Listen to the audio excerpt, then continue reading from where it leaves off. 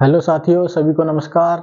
आज हम static GK के अंतर्गत कला और संस्कृति के एक महत्वपूर्ण टॉपिक प्रमुख ऐतिहासिक एवं सांस्कृतिक स्थलों के बारे में जानेंगे। तो आइए स्टार्ट करते हैं आज की क्लास। तो हेडिंग लिखो, सांस्कृतिक एवं ऐतिहासिक स्थल। एक शब्द और जोड़ लो, प्रमुख। ये थोड़ा नीचे लिख गया, प्रमुख सांस्कृतिक एवं ऐतिहासिक स्थल। इंपॉर्टेंट टॉपिक है, यहां से भी एक दो सवाल एग्जाम में बनने के क्या होते हैं, पूरे चांस रहते हैं। तो पहला स्थल हम पढ़ेंगे इसमें भीमबेटका। काफी इंपॉर्टेंट स्थल है, एग्जाम में बार बार पूछा जाता है भीमबेटका। सबसे पहले ध्यान रखना, यह स्थल रायसेन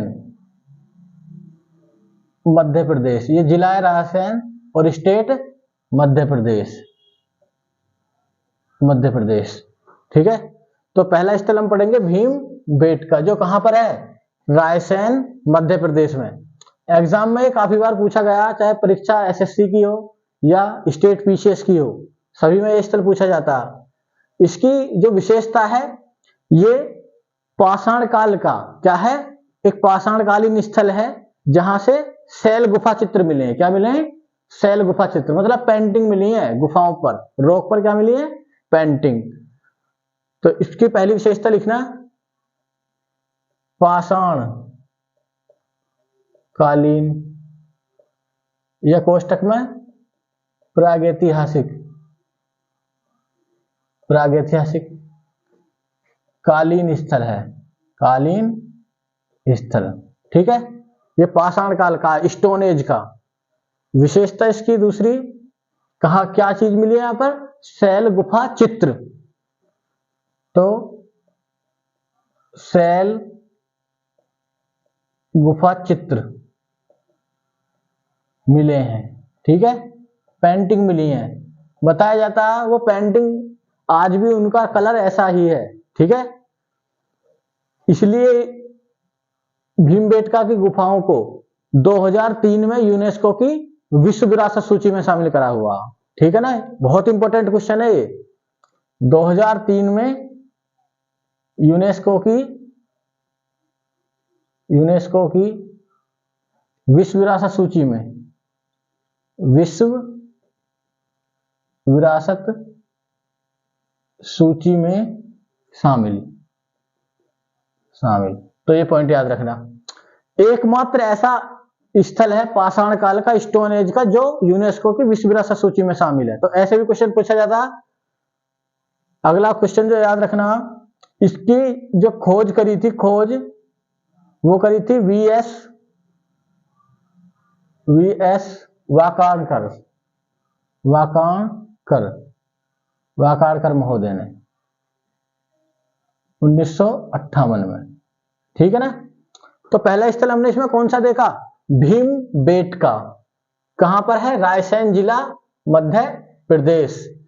क्या है ये, एक पाषाणकालीन स्थल है जहां से शैल गुफा चित्र प्राप्त हुए हैं और 2003 में इसको यूनेस्को की विश्व विरासत सूची में शामिल किया हुआ है।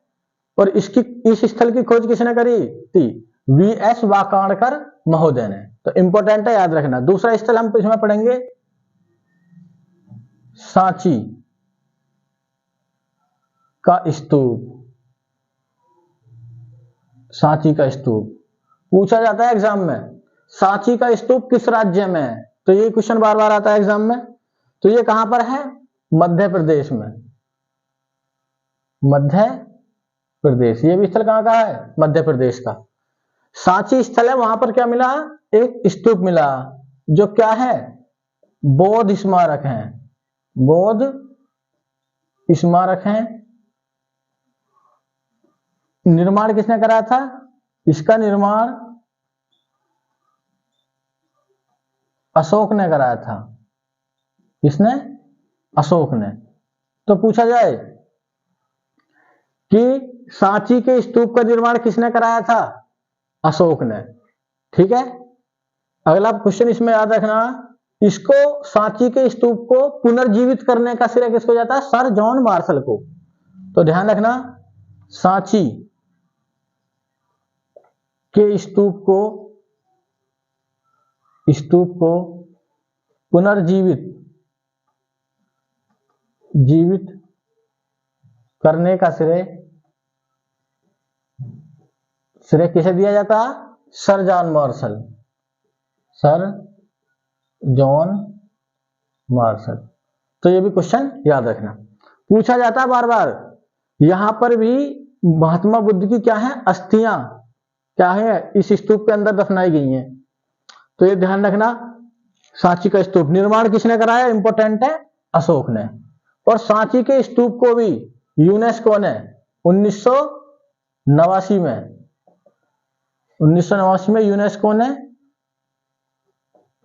यूनेस्को की विश्व विरासत सूची में शामिल, विरासत सूची में शामिल। तो ये भी आप याद रखना है, इस स्थल को भी इंपॉर्टेंट है, पूछा जाता है एग्जाम में। अभी तक हमने 2 स्थल पढ़े, एक सांची पढ़ा है और एक भीमबेटका की गुफाएं बोल सकते हैं, और सांची का स्तूप। तीसरा स्थल आपको याद रखना इंपॉर्टेंट है, हेमकुंड। एसएससी में पूछा हुआ, हेमकुंड साहिब पूछा जाता है। सबसे पहले स्टेट याद रखना इसका, हेमकुंड साहिब का कहां पर है? उत्तराखंड। कौन सा जिला? चमोली।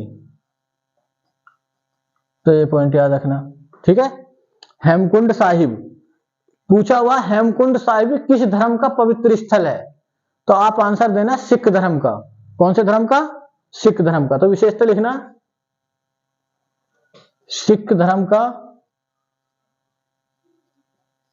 का पवित्र स्थल है, ठीक है। और ये पूछा जाएगा, ये किस गुरु से संबंधित है? तो गुरु गोविंद सिंह, जो अंतिम गुरु थे। तो दूसरा पॉइंट याद रखना, गुरु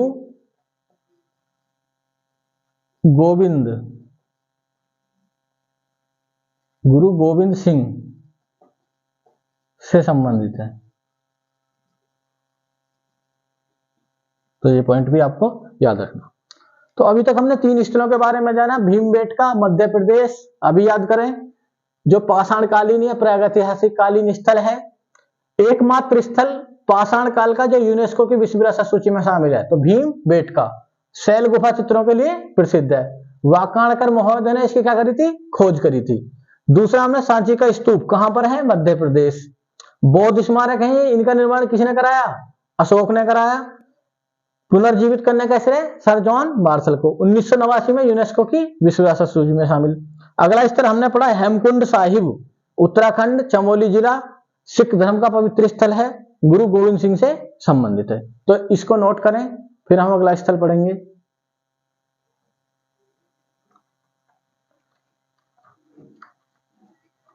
अगला जो स्थल पढ़ेंगे, एक स्थल है जो सिख धर्म का ही पवित्र स्थल माना जाता है, नांदेड़। ये नांदेड़ मध्य प्रदेश, महाराष्ट्र में है, सॉरी, कहां पर है? महाराष्ट्र में, जहां पर गुरु गोविंद सिंह ने क्या करे थे? अपने प्राण त्यागे थे। तो ये भी आपको याद रखना है। अगला लिखें नांदेड़, चौथा स्थल नांदेड़ कहां पर है? महाराष्ट्र। पूछा जाए कहां पर है? महाराष्ट्र। ये पॉइंट याद रखना। इसमें हम याद रखेंगे इसकी विशेषताओं में, सबसे पहले सिख धर्म का पवित्र स्थल है, सिख धर्म का पवित्र स्थल है, ठीक है। दूसरा पॉइंट हमको इसमें याद रखना है, 10वें गुरु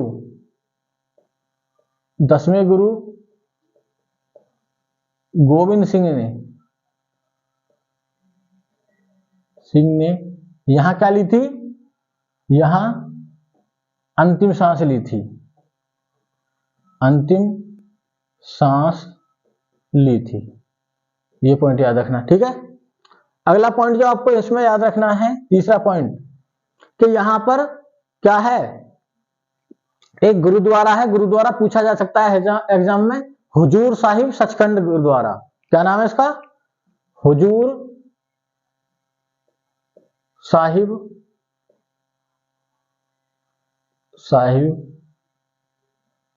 सचखंड गुरुद्वारा स्थित है, ठीक है। बहुत ही ज्यादा इंपॉर्टेंट है, पूछा हुआ एग्जाम में। नांदेड़ कहां पर है? महाराष्ट्र, सिख धर्म का पवित्र स्थल है। गुरु गोविंद सिंह ने यहां पर क्या ली थी? अपनी अंतिम सांस ली थी। यहां पर कौन सा गुरुद्वारा है? हुजूर साहिब सचखंड गुरुद्वारा। और अगर पूछा जाए गुरु गोविंद सिंह का जन्म कहां हुआ था, तो पटना में। गुरु गोविंद सिंह का जन्म स्थान, ये अंतिम गुरु थे। अगर पूछ लें कभी एग्जाम में, एक बार ये भी पूछा हुआ तो ये पटना बिहार में, ठीक है। तो ये भी आपको याद रखना। अगला जो स्थल हम पढ़ेंगे, देखना है यहीं पर, तलवंडी। तलवंडी, तलवंडी, और ये पाकिस्तान के पंजाब प्रांत में है। कहां है? पंजाब। और पंजाब भारत वाला नहीं, पाकिस्तान वाला। ये भी एग्जाम में आया हुआ, इसलिए इसको भी हम यहीं पर देख लेते हैं, ठीक है। सबसे पहली विशेषता, सिख धर्म का पवित्र स्थल है। धर्म का पवित्र स्थल है। क्यों है? क्योंकि जो प्रथम गुरु थे, गुरु नानक देव, उनका जन्म स्थान है यहां पर। दूसरा पॉइंट, प्रथम गुरु, गुरु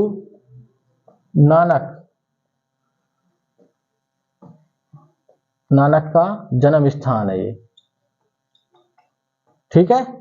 और तीसरा जो पॉइंट हमको इसमें याद रखना, यहां पर भी एक गुरुद्वारा है जो पूछा जाता है, एग्जाम में पूछा हुआ है एसएससी में, ननकाना साहिब गुरुद्वारा। क्या नाम है? ननकाना साहिब। ननकाना साहिब गुरुद्वारा। तो ये भी आपको याद रखना। पहला स्थल पढ़ा था हमने जो सिख धर्म से संबंधित है, नांदेड़, सॉरी हेमकुंड साहिब। फिर दूसरा पढ़ा नांदेड़, और तीसरा पढ़ा हमने ये चौथा तलवंडी। तो इनको अच्छे से क्या करना, याद करना, ये सभी इंपॉर्टेंट है, ठीक है। अगला स्थल लें, अगला स्थल हम पढ़ेंगे, ध्यान देना, रामेश्वरम। रामेश्वरम, ठीक है। और ये कहां पर है रामेश्वरम? तमिलनाडु, तमिलनाडु, ठीक है। रामेश्वरम के बारे में ध्यान रखना क्वेश्चन, ये हिंदू धर्म का एक पवित्र स्थल है। कौन से धर्म का? हिंदू धर्म का। तो पहली विशेषता लिखना, हिंदू धर्म का पवित्र स्थल है, ठीक है। दूसरा पॉइंट ध्यान रखना, यहां पर रामेश्वरम को दक्षिण की क्या कहा जाता है? काशी। क्या कहा जाता है? दक्षिण की काशी। तो दक्षिण की काशी कहा जाता है। एग्जाम में क्वेश्चन आएगा, दक्षिण की काशी किसे कहा जाता है? रामेश्वरम को की काशी कहा जाता है। और यहां पर एक मंदिर है जो एग्जाम में पूछा जाता है, रामनाथ स्वामी मंदिर। मंदिर का क्या नाम है? रामनाथ स्वामी मंदिर। तो ये भी आपको याद रखना। तो हमने पढ़ा इस स्लाइड में नांदेड़ जो महाराष्ट्र में है, तलवंडी पाकिस्तान के पंजाब प्रांत में, और रामेश्वरम तमिलनाडु में। अगला स्थल हम देखेंगे, इधर को देखते हैं हम, एक स्थल सातवां, कन्नौज। बहुत इंपॉर्टेंट है कन्नौज। और ये कहां पर है कन्नौज? उत्तर प्रदेश में, ठीक है ना। गंगा नदी के तट पर बसा हुआ है। कौन सी नदी के? गंगा नदी। पहला पॉइंट ये ध्यान रखना, गंगा नदी के तट पर है। ठीक है। दूसरा पॉइंट इसके बारे में ध्यान रखना, कन्नौज के बारे में। कन्नौज का जो प्राचीन नाम था, मध्यकालीन भारतीय इतिहास में कन्नौज की समृद्धि को देखते हुए इस नगर को नगर महोदयश्री कहा जाता था। क्या कहा जाता था? नगर महोदयश्री। तो प्राचीन नाम नोट करें, प्राचीन नाम, एक नाम हो जाएगा नगर महोदयश्री और एक नाम हो जाएगा कान्य कुब्ज। ठीक है, ये इसके दो प्राचीन नाम है। क्वेश्चन आएगा किस नगर को प्राचीन काल में नगर महोदयश्री कहा जाता था? तो कन्नौज को। ये हर्षवर्धन की राजधानी थी कन्नौज, या इसी का पुराना नाम है कान्य कुब्ज। अगला जो पॉइंट इसमें याद रखना हमको, कन्नौज को भारत और उत्तर प्रदेश में इत्र, परफ्यूम उत्पादन के लिए जाना जाता। तो परफ्यूम सिटी ऑफ इंडिया है ये। तो भारत व उत्तर प्रदेश में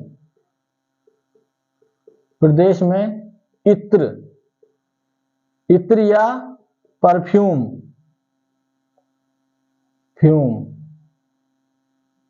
उत्पादन के लिए प्रसिद्ध। ठीक है, इसको परफ्यूम सिटी ऑफ इंडिया भी बोला जाता। इत्र नगरी, क्या बोला जाता? इत्र नगरी या परफ्यूम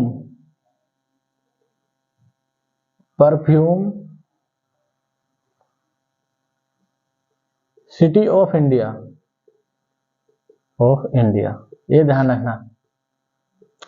एक बार यूपी पुलिस ने क्वेश्चन पूछा था कि किस नगर को, यूपी पुलिस में आया क्वेश्चन, किस नगर को पूर्व का ग्रास कहा जाता है? तो उसका सही आंसर क्या था? कन्नौज। ग्रास एक शहर है फ्रांस में जो दुनिया में इत्र या परफ्यूम उत्पादन के लिए जाना जाता है। तो उससे तुलना करी गई है क्योंकि वो वेस्ट में आता और हम कहां आते हैं? ईस्ट में, पूरब में। तो ध्यान रखना, यहीं पर क्या कहा जाता? कन्नौज को पूर्व का ग्रास कहा जाता है। ठीक है, और अगर पूछे ग्रास कहां का शहर है, तो ग्रास शहर है कहां पर? फ्रांस। जो किसके उत्पादन के लिए प्रसिद्ध है? सेंट उत्पादन के लिए। तो ये भी पॉइंट आपको याद रखना। ध्यान देना, प्राचीन इतिहास के समय या पूर्व मध्यकालीन बोल सकते हैं, तो उसमें कन्नौज को लेकर तीन शक्तियों के बीच क्या हुआ था? एक संघर्ष हुआ था जिसको इतिहास में त्रिपक्षीय संघर्ष कहा जाता। तो कभी कभी क्वेश्चन यहां से भी आता। तो वो कौन कौन से तीन वंश थे? तो एक वंश था पाल वंश, एक राष्ट्रकूट वंश और एक था कौन? गुर्जर प्रतिहार वंश। तो फाइनली इसमें कौन विजेता रहे? गुर्जर प्रतिहार वंश। तो ये भी क्वेश्चन ध्यान रखना। तो ध्यान रखना, त्रिपक्षीय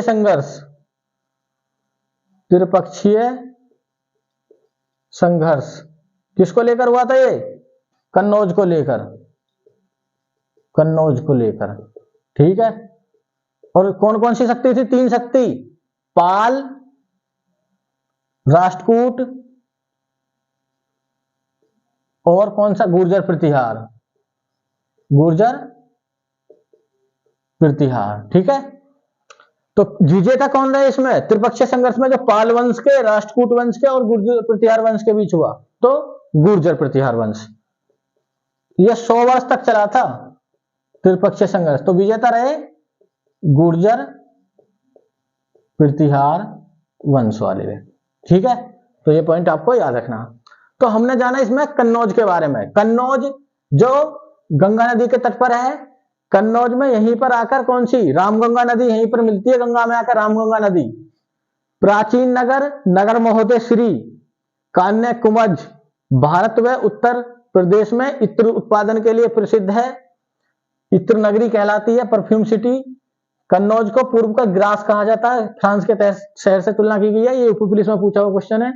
त्रिपक्षीय संघर्ष कन्नौज को लेकर था, पाल वंश के बीच, राष्ट्रकूट वंश के बीच और गुर्जर प्रतिहार के वंश के बीच। कितने वर्ष चला था ये भी ध्यान रखना, 100 वर्ष चला था ये, 100 वर्ष। त्रिपक्षीय संघर्ष 100 वर्ष चला था। तो इनको नोट करें, फिर हम अगले सिटी पर चर्चा करेंगे, अगले स्थल पर।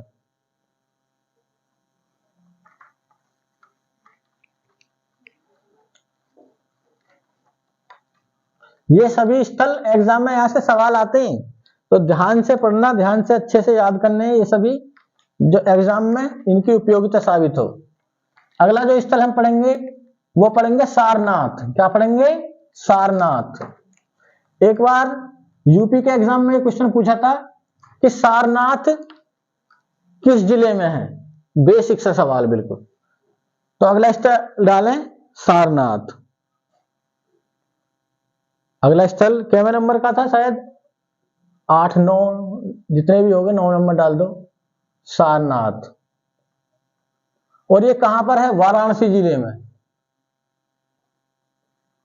तो ये क्वेश्चन भी पूछा था एक बार, सारनाथ किस जिले में है? वाराणसी में। ध्यान रखना, सारनाथ को प्राचीन काल में किस नाम से जाना जाता था? ऋषियों की भूमि ऋषिपत्तनम के नाम से, या मृगदाव के नाम से भी इसको जाना जाता था। तो सबसे पहले नाम याद करना, प्राचीन नाम इसके, प्राचीन नाम एग्जाम में पूछे जाते हैं। मृगदाव, मृगदाव या ऋषिपत्तनम।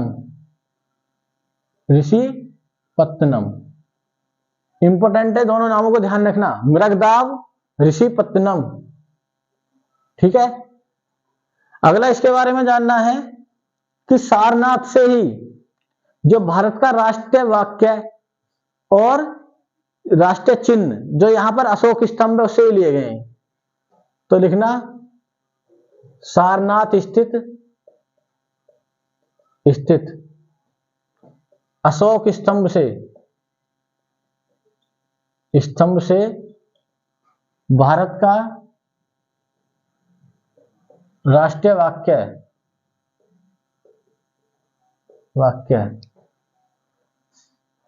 व राष्ट्रीय चिन्ह लिया गया है। ठीक है। तो ये क्वेश्चन ध्यान रखना। इसमें ध्यान रखना है दूसरा पॉइंट, जो भारत का राष्ट्रीय वाक्य वो क्या है? सत्यमेव जयते। जो कहां से लिया गया मूल रूप से? वो मुंडको उपनिषद से लिया गया, और जो इस पर भी अंकित है अशोक के स्तंभ लेख पर। ठीक है। तो लिखना राष्ट्रीय वाक्य, ये क्वेश्चन अलग से आता है। राष्ट्रीय वाक्य क्या है? सत्यमेव जयते। सत्यमेव जयते मतलब सत्य की हमेशा क्या होती है? विजय होती है। कहां से लिया गया? मुंडको उपनिषद से। मुंडको उपनिषद से। ठीक है। मूल रूप से यहां से लिया गया। तो ये भी आप याद रखना। तो भारत का राष्ट्रीय चिन्ह और ये कहां से लिया गया राष्ट्रीय वाक्य? अशोक के सारनाथ स्थित अशोक स्तंभ से। ठीक है। अगला ध्यान रखना, इसी में सारनाथ में एक क्वेश्चन और ध्यान रखना, इस सारनाथ में स्थित अशोक के स्तंभ की खोज किसने करी थी? ओटेल ने। कभी कभी ये भी क्वेश्चन आ जाता, अशोक स्तंभ की खोज किसने करी? जो सारनाथ में, सारनाथ। ठीक है। तो वो करी थी ओटेल महोदय ने। ओटेल। ठीक है। ओटेल, ये नाम भी आपको याद रखना। ठीक है। सारनाथ वाराणसी जिले में पड़ता, प्राचीन नाम मृगदाव या ऋषिपत्तनम है। यहीं से हमने राष्ट्रीय चिन्ह और राष्ट्रीय वाक्य लिए। ठीक है। अब अगला स्थल पढ़ेंगे हम लखनऊ। लखनऊ को तो आप सभी जानते हैं, उत्तर प्रदेश की क्या है? कैपिटल। तो यूपी उत्तर प्रदेश में है ये स्थल, और राजधानी उत्तर प्रदेश की। ठीक है। ध्यान देना, सबसे पहले इसमें हम याद रखेंगे कि इसका प्राचीन नाम क्या है। प्राचीन नाम है इसका लक्ष्मणपुर। बताया जाता कि लखनऊ को श्री राम के छोटे भाई श्री लक्ष्मण ने बसाया था। ठीक है। उन्हीं के नाम पर इसका नाम, प्राचीन नाम क्या है? लक्ष्मणपुर। अब हमें लखनऊ के बारे में क्या जानना, जो वर्तमान में इसकी स्थिति है। सबसे पहले ध्यान रखना, लखनऊ कौन सी नदी के तट पर है? गोमती नदी के तट पर। गोमती नदी के तट पर। तट पर, ठीक है, गोमती नदी के तट पर। ध्यान देना, लखनऊ के बारे में कहावत है, इसको नवाबों का शहर कहा जाता। क्या कहा जाता? नवाबों का शहर। तो एक पॉइंट ये भी ध्यान रखना, नवाबों का शहर, ठीक। लखनऊ के बारे में कहा जाता है, लखनऊ एक ऐसा शहर है जहां पर चिकन खाया भी जाता और चिकन पहना भी जाता। जो सूट या साड़ियों पर कढ़ाई होती है विशेष प्रकार की, उसको क्या बोलते हैं? Chicken curry. तो ये चिकन करी और जरदोजी के लिए क्या है? प्रसिद्ध है। जरदोजी भी एक विशेष प्रकार की सूट या साड़ियों पर क्या होते हैं? कढ़ाई जो कर देते हैं, ठीक है, याद रखना। तो लखनऊ के बारे में ध्यान रखना, यहां चिकन खाया भी जाता है। अब खाने वाले को तो बताने की जरूरत नहीं, सभी जानते हैं। और पहना भी जाता है, ठीक है। यह चिकन करी जो विशेष प्रकार की कढ़ाई होती है सूटों पर या साड़ियों पर, चिकन करी एवं जरदोजी, ये भी कढ़ाई होती है, ये भी विशेष प्रकार की कढ़ाई है, दोनों में मामूली सा अंतर था। जरदोजी के लिए प्रसिद्ध है। एक बार तो एसएससी ने ये क्वेश्चन पूछ लिया कि जरदोजी का प्रारंभ किसके काल में हुआ था? जरदोजी तो मुगल शासक अकबर के समय से जरदोजी चली आ रही है। जरदोजी इसका आरंभ अकबर के समय से,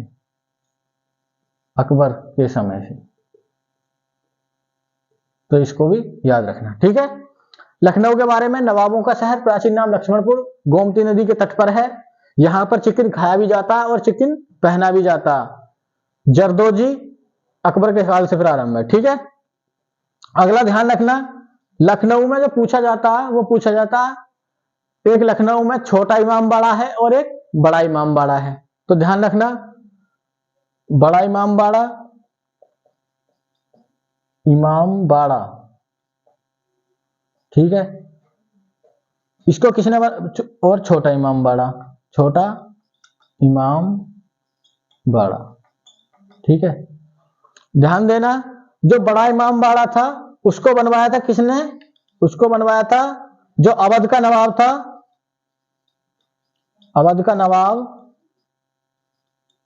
आसफ उद्दौला। ये क्वेश्चन ध्यान रखना, पूछा जाता है एग्जाम में।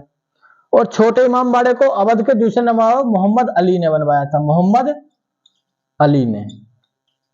और इनके बारे में पूछा गया क्वेश्चन, ये बिना पिलर की, बिना कोई स्तंभ नहीं है इसमें, बिना पिलर या स्तंभ वाली इमारतें हैं, बिना स्तंभ या पिलर वाली इमारत है। और ये इनका जो निर्माण करा गया था वो मुहर्रम त्योहार, जो एक शौकपूर्ण त्योहार है मुस्लिमों का, तो मुहर्रम बनवाने के लिए, इसका मुहर्रम मनाने के लिए क्या करा गया था? के लिए बनवाया गया था, यह निर्माण किया गया, ठीक है। लखनऊ में ही ध्यान रखना, लखनऊ के बारे में, यहीं पर एक तुर्की गेट है। क्या है? तुर्की गेट, ये भी क्वेश्चन ध्यान रखना। यहीं पर हमारी विधानसभा है उत्तर प्रदेश की, यहीं पर रेजिडेंसी है, तो ये सभी पूछ लिए जाते हैं। तुर्की गेट, विधानसभा, रेजिडेंसी, नवाबों का शहर, चिकन और जरदोजी के लिए प्रसिद्ध, बड़ा इमाम बाड़ा, छोटा इमाम बाड़ा, लखनऊ के बारे में। नवाबों का शहर, ये भी पूछ लेगा। नजाकत नफाकत का शहर, तो ये किसके बारे में था? लखनऊ के बारे में और सारनाथ के बारे में। इनको नोट करें, फिर हम अन्य टॉपिक पर चर्चा करेंगे।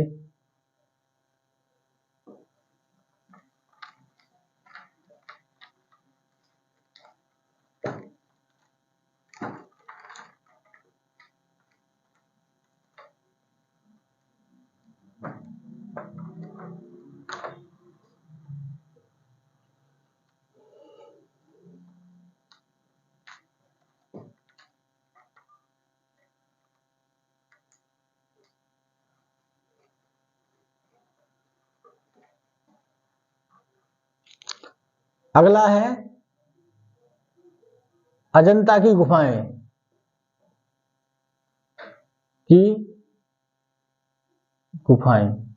बहुत इंपॉर्टेंट है। अजंता की गुफाएं पूछी जाती हैं। अजंता की गुफाएं किस राज्य में है? तो ये औरंगाबाद जिला महाराष्ट्र में है। औरंगाबाद महाराष्ट्र। तो सबसे पहले ये क्वेश्चन ध्यान रखना, अजंता की गुफाएं कहां हैं? औरंगाबाद महाराष्ट्र में। दूसरा पॉइंट याद रखना, बौद्ध धर्म को समर्पित है। कौन से धर्म को? बौद्ध धर्म को समर्पित है। कुल कितनी गुफाएं हैं? कुल 30 गुफाएं हैं। कितनी? 30 पूछा जाए, कुल 30 गुफाएं, कुल 30 गुफाएं हैं। ठीक है, इनको याद रखना। साथ ही साथ अगली विशेषता याद रखना, देखो इनका जो निर्माण करवाया था या इनका संरक्षण जो करा था, इनको अंकित करवाया था वाकाटक राजाओं के काल में। दूसरा पॉइंट ध्यान रखना, वाकाटक राजाओं के संरक्षण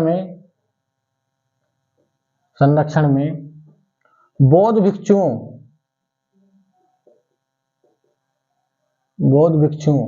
जैसे एक नाम याद रखना, हरिसेन द्वारा अंकित कराई गई।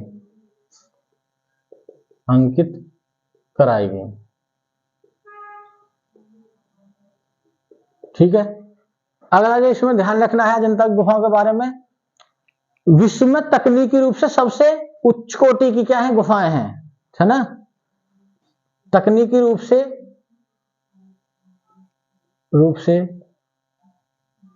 विश्व में प्रथम स्थान है इनका। क्या है? प्रथम स्थान। तो ये पॉइंट याद रखना। अगला जो इनके बारे में जानना है, अजंता की गुफाओं को वर्ष 1983 में यूनेस्को की विश्व विरासत सूची में शामिल किया हुआ। तो 1983 में यूनेस्को की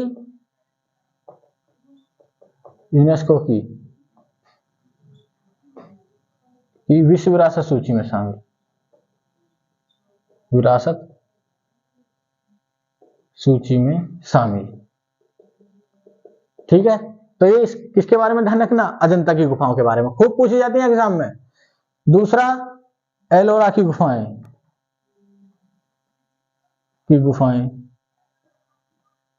ये भी कहां पर है? महाराष्ट्र के औरंगाबाद जिले में। औरंगाबाद महाराष्ट्र। तो ये भी आपको याद रखना।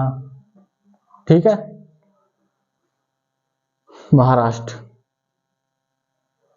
अब देखो ध्यान देना,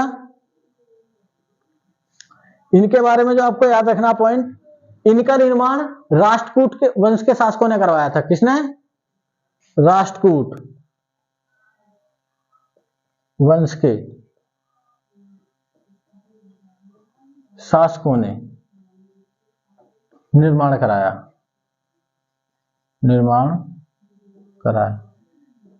ठीक है, और कुल कितनी गुफाएं हैं?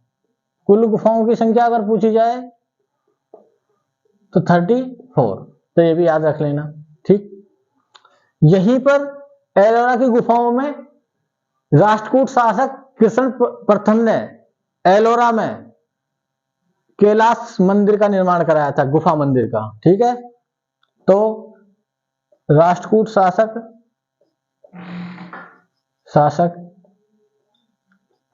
कृष्ण फर्स्ट ने एलोरा, यहां पर कैलाश मंदिर ये गुफा मंदिर है का निर्माण कराया। तो ये भी पॉइंट आप याद रखना। अगला जो हमको इसमें याद रखना, एलोरा की भी गुफाओं को 1983 में कहां पर? यूनेस्को की विश्व विरासत सूची में शामिल किया हुआ। विश्व विरासत सूची में शामिल किया हुआ है।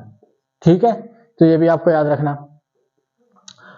जहां पर अजंता की गुफाएं केवल बौद्ध धर्म को समर्पित हैं, वहीं एलोरा की गुफाएं हिंदू, बौद्ध और जैन 3 धर्मों को समर्पित हैं। तो ये भी ध्यान रखना, हिंदू, बौद्ध एवं जैन धर्म को समर्पित, धर्म को समर्पित। तो ये भी पॉइंट आपको याद रखना, समर्पित है। ठीक है, अगली जो याद रखनी है तीसरी, एलिफेंटा की गुफाएं। एलिफेंटा की गुफाएं, एलिफेंटा की गुफाएं ये भी कहां पर है? ये भी महाराष्ट्र में है, महाराष्ट्र, एलिफेंटा की गुफाएं। तो इनको भी आप याद रखना। अगली जो याद रखनी है चौथी, गुफाओं की बात चल रही है, कन्हेरी की गुफाएं,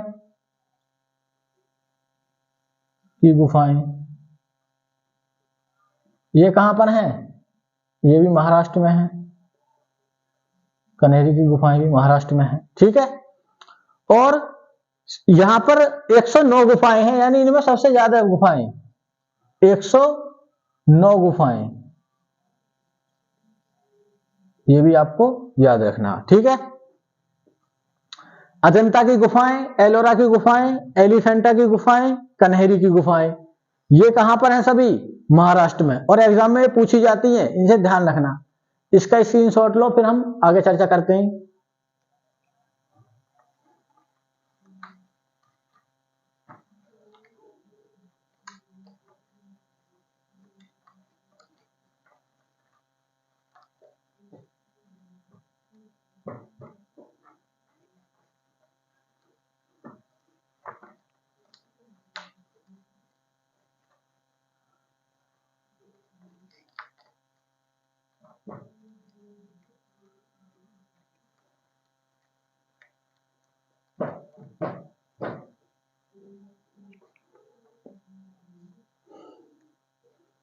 अगला जो है 5वीं गुफाओं में याद रखना, बाघ की गुफाएं, बाघ की गुफाएं। पूछा जाए राज्य तो मध्य प्रदेश, कहां पर है? मध्य प्रदेश में है, इंपॉर्टेंट है, पूछी जाती हैं, और गुप्त काल में निर्मित है। कौन से काल में? गुप्त काल में निर्मित। इतना सिर्फ इनके बारे में ध्यान रखना, पूछा जाए सीधा क्वेश्चन आएगा, बाघ की गुफाएं किस राज्य में है? तो आंसर देना मध्य प्रदेश, गुप्त काल में निर्मित है। छठा याद रखना, बराबर की गुफाएं, बराबर की गुफाएं। ठीक है, ये कहां पर है? बिहार में, बिहार। ध्यान देना, अशोक ने बनवाई थी, और ये नागार्जुन और बराबर की पहाड़ियों पर है। कहां पर है? नागार्जुन व बराबर की पहाड़ियों पर है, पहाड़ियों पर। ठीक है, अशोक ने आजीवक, अशोक ने आजीवकों को दान दी थी, को दान दी थी। देखो ध्यान रखना, धर्म सुधार आंदोलनों में जिस प्रकार जैन धर्म, बौद्ध धर्म आए वैदिक काल के बाद या उत्तर सूत्र साहित्य काल के बाद, उसी प्रकार आजीवक आए थे। आजीवक संप्रदाय के वो जो थे प्रवर्तक, वो थे मक्खली पुत्र गोसाल, तो वो यही आजीवक है, आजीवक साधु। ठीक है, अगला स्थल जो आपको याद रखना है वो याद रखना बिठूर, बिठूर, और ये कहां पर है? कानपुर, यूपी, उत्तर प्रदेश। ठीक, और बिठूर कौन सी नदी के तट पर है? ये वाला क्वेश्चन पूछा जाता, गंगा नदी के तट पर, गंगा नदी के तट पर है, पहला पॉइंट। ठीक है, दूसरा पॉइंट ध्यान रखना, महर्षि वाल्मीकि का आश्रम है यहां पर। किसका आश्रम है? महर्षि वाल्मीकि का, महर्षि वाल्मीकि का आश्रम, आश्रम। ठीक है, अगला जो स्थल याद रखना, ये सभी एग्जाम में पूछे जाते हैं, नेमिस अरण्य, नेमिस अरण्य, अरण्य, नेमिस अरण्य। और ये कहां पर है? ये सीतापुर, सीतापुर उत्तर प्रदेश। ये भी कहां पर है? यूपी, उत्तर प्रदेश। तो इसको भी याद रखना। ये क्यों प्रसिद्ध है, क्यों एग्जाम में आता? तो ऐसा बताया जाता है, महर्षि दधीचि ने यहां पर अपनी अस्थियों का दान दिया था वज्र बनाने के लिए। किसको? इंद्र को। तो महर्षि दधीचि ने अपनी अस्थियां यहीं पर दान की थी, यहीं पर दान की थी। तो ये भी क्वेश्चन आपको याद रखना। अगला क्वेश्चन याद रखना, वाराणसी, अगला स्थल वाराणसी। ये भी कहां पर है? उत्तर प्रदेश। क्या कहा जाता है इसको? वाराणसी को भारत की आध्यात्मिक राजधानी। क्या कहा जाता है इसे? भारत की आध्यात्मिक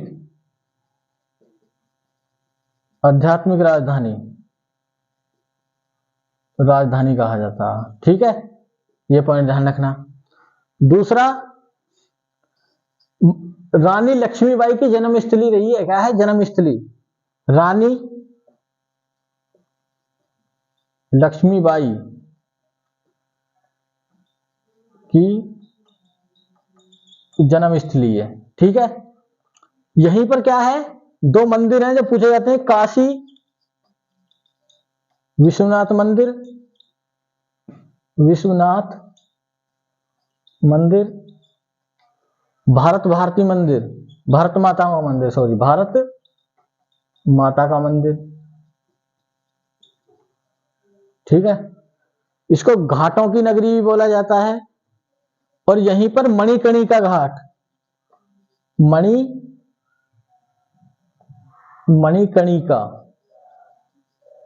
मणिकर्णिका घाट है। ध्यान देना, जो रानी लक्ष्मीबाई ही, उनके बचपन का नाम था मणिकर्णिका। तो लक्ष्मीबाई के बचपन का नाम क्या था? मणिकर्णिका या मनुकर्णिका।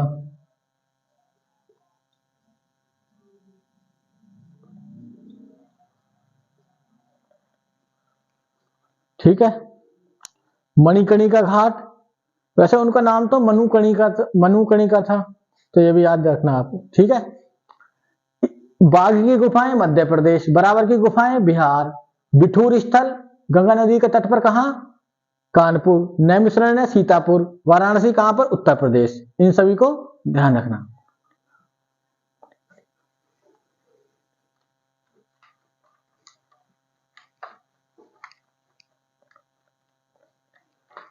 ध्यान देना, इसको हटा देना चाहे क्वेश्चन को, सिर्फ इतना ध्यान रखना मणिकर्णिका घाट है।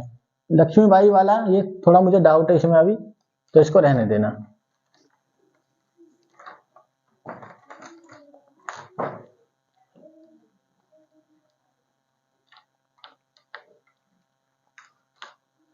अगला स्थल जो हम पढ़ेंगे, चंडीगढ़।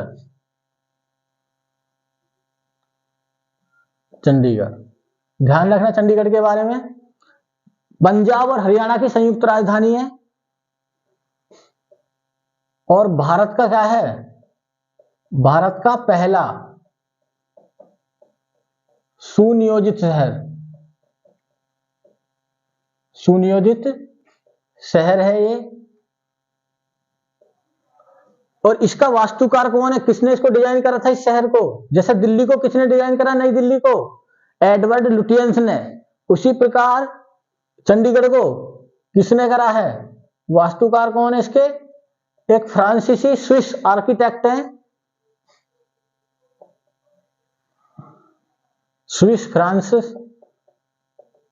स्विस यानी स्विट्जरलैंड, और दो देशों से संबंधित फ्रांसीसी आर्किटेक्ट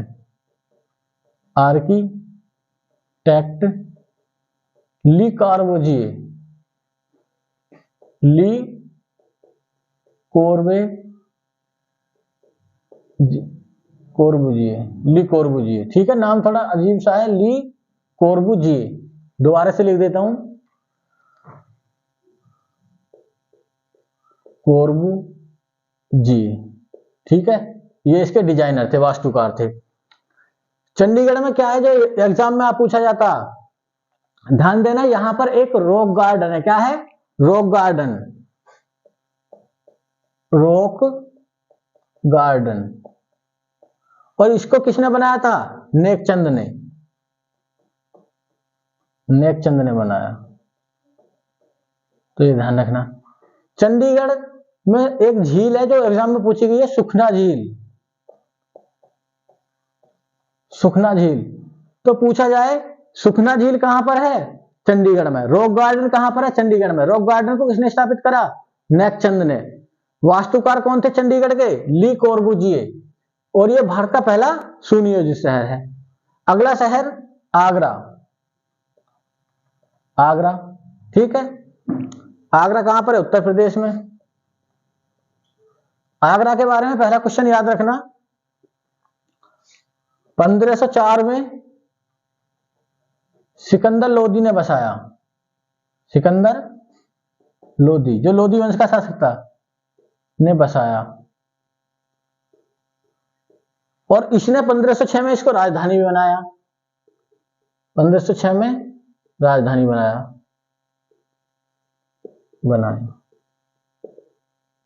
तो आप ये भी याद रखना, ठीक है। अगला यहां पर क्या है? ताजमहल, आप सभी जानते हैं। यहीं पर क्या है? चीनी का रोजा। ये भी क्या है? चीनी का रोजा एक मकबरा है। ताजमहल के बारे में आप जानते ही हैं, ठीक है। यहीं पर क्या है? एतमा उद्दौला का मकबरा, उद्दौला का मकबरा। एतमा उद्दौला का मकबरा मुगल काल की ऐसी पहली इमारत थी जिसमें सफेद संगमरमर का प्रयोग करा गया। और ये नूरजहां के पिता थे। इस मकबरे का निर्माण किसने कराया? नूरजहां ने। इसको बेबी ताजमहल क्या बोलते हैं? बेबी ताजमहल भी कहा जाता है इसको, बच्चा ताजमहल। तो ये सब आगरा के बारे में आप याद रखना। अगला जो है याद रखना आपको, धोलावीरा। धोलावीरा ये कहां पर है? गुजरात में। हड़प्पा सभ्यता का एक प्रमुख स्थल था ये। हड़प्पा सभ्यता का प्रमुख स्थल, जो किसके लिए जाना जाता था? उचित जल प्रबंध व्यवस्था के लिए। यह भी ध्यान रखना, उत्कृष्ट जल प्रबंधन व्यवस्था के लिए जाना जाता था। और सबसे इंपॉर्टेंट क्वेश्चन, इसको 2021 में यूनेस्को ने अपनी विश्व विरासत सूची में शामिल करा। यूनेस्को की विश्व विरासत सूची में शामिल, ठीक है।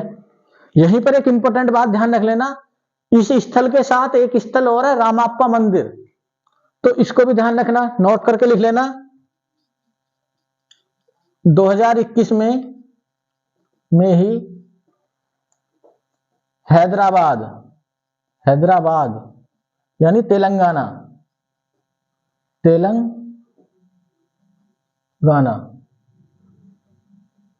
तेलंगाना स्थित रामाप्पा मंदिर, या इसी को क्या बोलते हैं? रुद्रेश्वर मंदिर को यूनेस्को की सूची में शामिल, विश्व विरासत पूरा लिख रहे हैं, सूची में शामिल। और ये किसको समर्पित है पूछ ले जाए? ये भगवान शिव को समर्पित है। ये मंदिर भगवान शिव को समर्पित है। और किस वंश के शासकों ने इसका निर्माण कराया था? काकतीय वंश के शासकों ने। यह भी क्वेश्चन ध्यान रखना। काकतीय वंश के शासकों ने निर्माण कराया। तो भी ये भी आपको याद रखना है, ठीक है। इंपॉर्टेंट है ये। रामाप्पा टेम्पल पूछ लिया जा सकता, चर्चा में है अभी। रामाप्पा मंदिर कहां पर है, या रुद्रेश्वर मंदिर कहां पर है? तो तेलंगाना हैदराबाद में है। यूनेस्को की लिस्ट में शामिल किए गए थे रामाप्पा मंदिर और धोलावीरा दोनों एक साथ। इसको नोट करें, फिर हम आगे चर्चा करेंगे।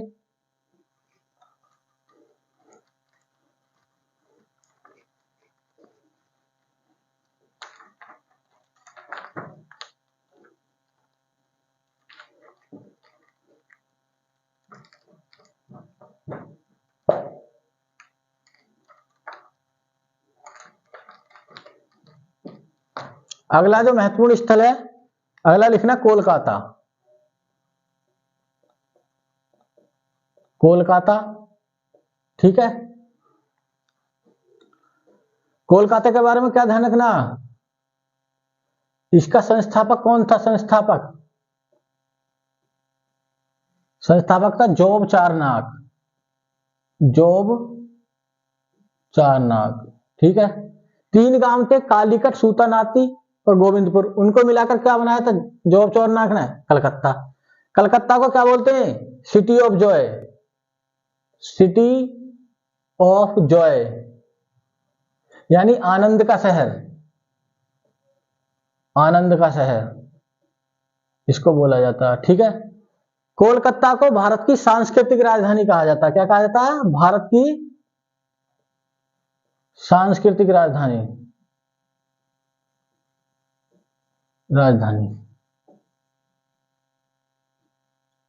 ठीक। इसी को क्या बोला जाता? इसी को यहां देख लेना, स्मोक सिटी ऑफ इंडिया, धूम्रपान के लिए प्रसिद्ध है। स्मोक सिटी ऑफ इंडिया भी इसको ही बोला जाता, कलकत्ता को ही। यानी भारत की धूम्रपान नगरी, हिंदी में बोलेंगे तो धूम्रपान नगरी, ये भी इसी का नाम है। यहीं पर क्या है? Victoria memorial hall. Victoria memorial hall यहीं पर है, जिसका निर्माण किसने कराया था? करजन ने बनवाया, ठीक है। यह सफेद संगमरमर से बना हुआ। किससे? सफेद संगमरमर से, इसलिए इसको कलकत्ता का ताज, कलकत्ता का ताज या द्वितीय ताजमहल कहते हैं। द्वितीय ताजमहल, ठीक है। अगला स्थल याद रखना महाबलीपुरम। महाबलीपुरम ये कहां पर है? तमिलनाडु। तमिलनाडु में है, ठीक है। और यहां पर नरसिंह वर्मन प्रथम ने सप्त पैगोडा यानी 7 मंदिर है यहां पर का निर्माण कराया था। ये ध्यान रखना। नरसिंह वर्मन किस वंश का था पूछ लिया जाए तो पल्लव वंश का, पल्लव वंश, ठीक। महाबलीपुरम तो ये अपने सप्त पैगोडा मंदिरों के लिए जाना जाता है। यहीं पर इन मंदिरों में सबसे बड़ा मंदिर युधिष्ठिर रथ मंदिर, युधिष्ठिर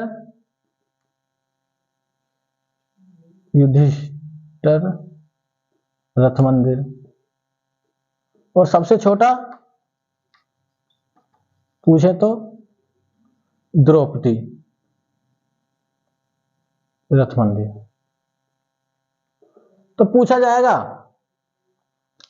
कि रथ मंदिरों के लिए कौन जाना जाता? महाबलीपुरम, ठीक है। निर्माण पल्लव वंश के शासक नरसिंह वर्मन प्रथम ने। अगला ध्यान रखना कांचीपुरम, या इसको कांची भी बोल देते हैं। कहां पर है? तमिलनाडु में है ये भी, तमिलनाडु। ठीक, यहां पर एक मंदिर है कैलाश मंदिर, कैलाश मंदिर, या कौन इसको क्या बोलते हैं, राज सिद्धेश्वर मंदिर। ठीक है, निर्माण किसने कराया था, निर्माण तो नरसिंह वर्मन प्रथम ने तो 7 रथ मंदिरों का निर्माण, और नरसिंह वर्मन सेकंड ने, वर्मन द्वितीय ने किसका निर्माण, इसका द्वितीय ने, पल्लव वंश का ही था ये भी। कौन से वंश का था, पल्लव वंश का। तो ये भी याद रखना। अगला याद रखना है आपको तंजौर, तंजौर जो चोल वंश की राजधानी थी, ये भी कहां पर है, तमिलनाडु। ठीक है, तो चोल शासक राजराज प्रथम ने, चोल शासक राजराज प्रथम ने कौन सा मंदिर बनवाया, राज राजेश्वर मंदिर या वृद्धेश्वर मंदिर, इसी के 2 नाम है, राज राजेश्वर मंदिर या वृद्धेश्वर मंदिर, वृद्धेश्वर, वृद्धेश्वर, वृद्धेश्वर मंदिर बनवाया। तो ये भी आपको याद रखना। इनको नोट करें, फिर हम अगले टॉपिक के बारे में पढ़ेंगे, अगले स्थल के बारे में। कर लिया सभी ने। अगला एक स्थल हम पढ़ेंगे हम्पी। क्या पढ़ेंगे, हम्पी। पूछ लिया जाता हम्पी कहां पर है,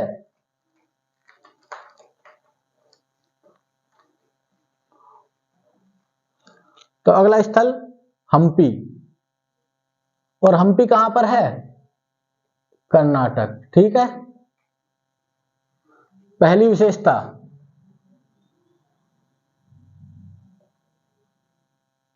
तुंगभद्रा नदी पर है, अवस्थित है। ठीक है, और विजयनगर साम्राज्य की क्या थी, राजधानी, विजयनगर साम्राज्य की क्या थी, राजधानी। ये पॉइंट ध्यान रखना। अगला पॉइंट इसमें जो ध्यान रखना, हम्पी के अवशेषों की खोज किसने करी थी, कर्नल कोलिन मैकेंजी। पूछा हुआ सवाल है, हम्पी के अवशेषों की खोज किसने करी, बहुत इंपॉर्टेंट है, तो याद रखना वो करी थी किसने, कर्नल कोलिन मैकेंजी, मैकेंजी ने। ठीक है, और यहां पर कृष्णदेव राय ने, जो विजयनगर साम्राज्य का शासक कृष्ण देव राय ने, हजारा राम मंदिर और विठल स्वामी मंदिर,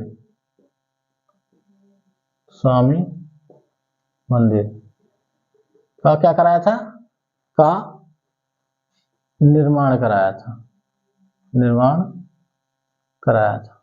ठीक है, अगला स्थल याद रखना हैदराबाद, हैदराबाद।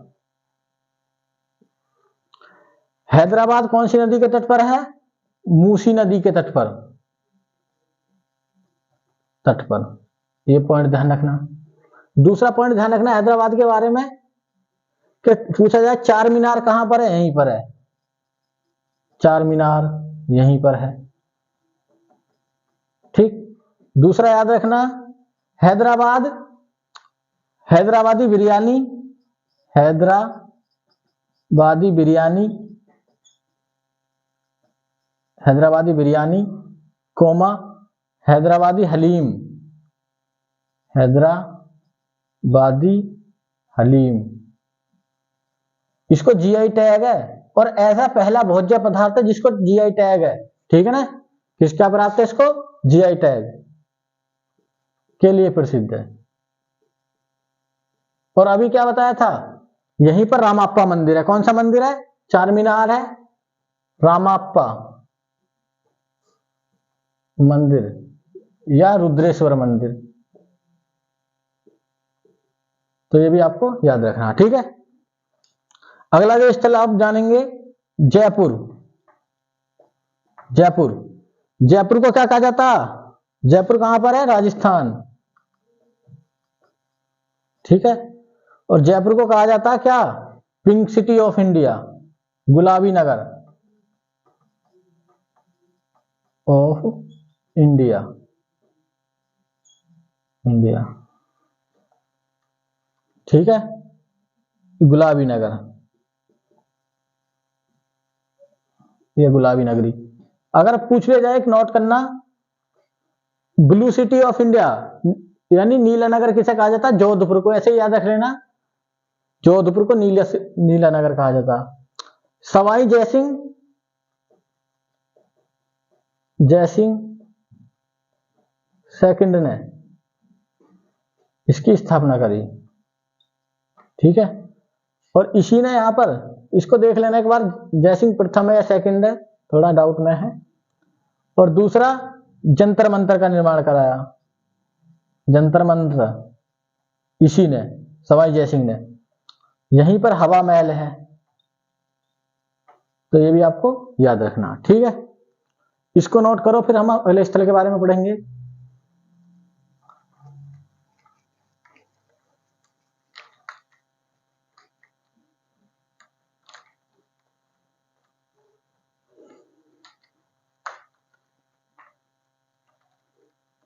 एक महत्वपूर्ण स्थल है मांडू, इंपोर्टेंट है ये भी, मांडू। यहां पर मांडू महोत्सव का भी आयोजन करा जाता है। तो पहले यह रखना, मांडू कहां पर है? मध्य प्रदेश, ठीक है। दूसरा पॉइंट इसमें ध्यान रखना, यहां पर क्या है? जहाज महल। किसने बनवाया था जहाज महल? गयासुद्दीन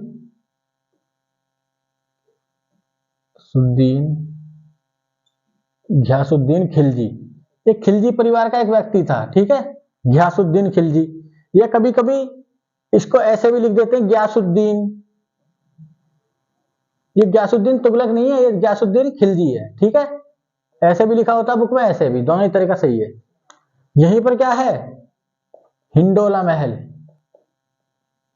हिंडोला महल भी यहीं पर है, ठीक है। तो इसको याद रखना। तो आज हमने पढ़े क्या? भारत के कुछ सांस्कृतिक और ऐतिहासिक दृष्टि से महत्वपूर्ण स्थल, ठीक है ना। आज की कक्षा को हम यहीं पर विराम देते हैं। इनको सभी को अच्छे से याद करना, और हो सके तो एक प्रयास करना कि एक रफली भारत का मैप बनाना सीख जाना। इस टाइप से मैप बनाना, ये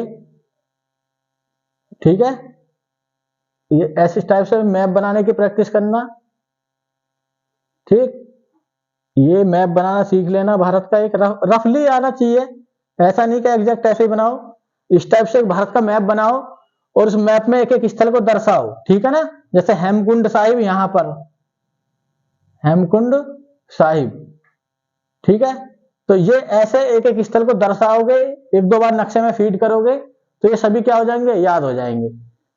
तो आज की कक्षा को यहीं विराम देते हैं। Thank you.